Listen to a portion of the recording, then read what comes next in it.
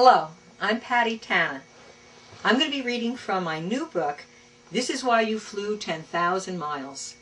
I'll be reading two poems.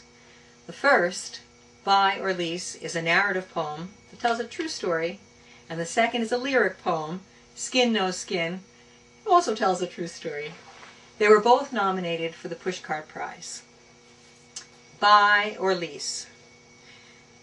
We're sitting in the showroom, surrounded by machines and men making the case to lease, not buy. Depreciation.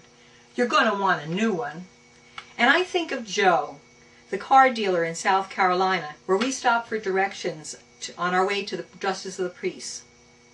Joe asked my husband-to-be, why buy the cow when she's giving you milk for free?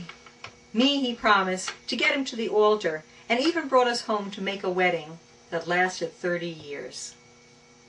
Joe told us he had a son about our age and hoped someone would act like Ken if he were driving across country in an old blue van. My mom, who bought us the van, flew from Florida to give us her blessing. Joe's sweet wife Clara polished the silver and fried some chicken and baked some cornbread that we dipped in local honey. Joe tried to get a TV crew to film Southern hospitality to Yankees, and good PR for his dealership too. But we said no. This was a private ceremony between two lovers and strangers who believed in doing unto others. Joe's salesman notarized the marriage form and handed it to us to mail ourselves. His wife had run away with another man. Did she buy or lease, leaving him with 4 young boys? They came in small dark suits in June to hear us say our marriage vows. That night, Joe made us sleep in a bedroom instead of the van and placed a jar of Vaseline next by the bed that's still a joke. In the morning, Joe and Clara gave us a big jug of Back Hill White Lightning for our journey that was a revelation. We carried that piece of paper all the way from the Blue Ridge Mountains to California, where I was born. And when we reached the coast, we found a mailbox and read the form again. Who would know? What difference would it make?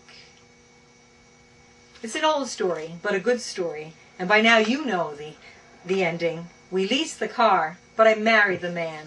And that was the best decision I ever made. The second poem, Skin No Skin. The way the water spreads beneath the wind across the pond in widening waves of sparkling light. The way a sleek, elegant animal arches into the palm of a familiar, beloved hand. I tremble beneath your touch.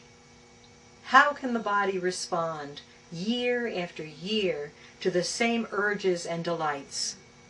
Skin no skin, I say, when you press into my body, soft flesh and hard bones. Skin loves skin, your body replies, stretched head to toe beside.